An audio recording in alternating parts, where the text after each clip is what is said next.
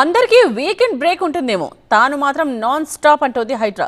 ఇప్పటికే అక్రమ నిర్మాణాలపై ఉక్కుపాదం మోపుతోన్న హైడ్రా మరోసారి హై స్పీడ్ తో కూల్చివేతలు చేపట్టింది. చెరువుల్ని చేపట్టిన వారికి షాక్ ఇస్తూ అంతెత్తున కట్టిన బిల్డింగ్స్ సైతం అమాంతం నేల కూల్చేసింది. ఆదివారము ఆగని హైడ్రా,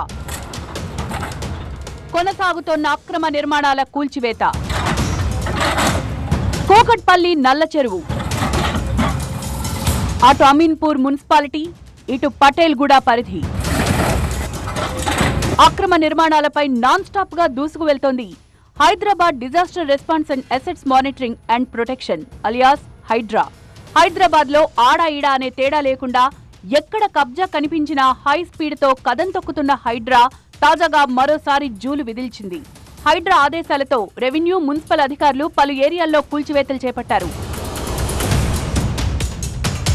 కూకట్పల్లి, అమీన్పూర్ ఏరియాల్లో కబ్జా నిర్మాణాలపై ఫోకస్ పెట్టింది హైడ్రా.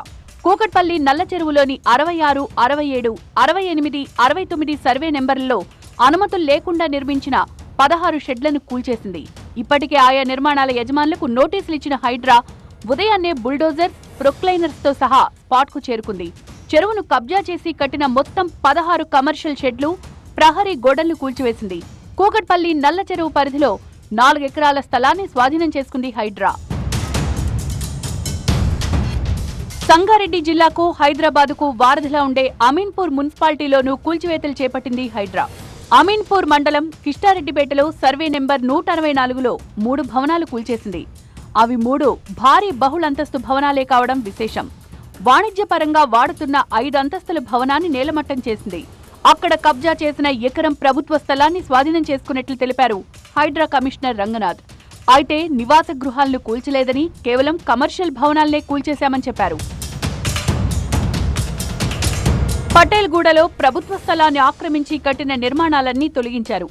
సర్వే నెంబర్ 12/2, 12/3లోని 25 నిర్మాణాలను కూల్చివేశారు. పటేల్గూడలో 3 ఎకరాల ప్రభుత్వ భూమిని స్వాధీనం చేసుకుంది.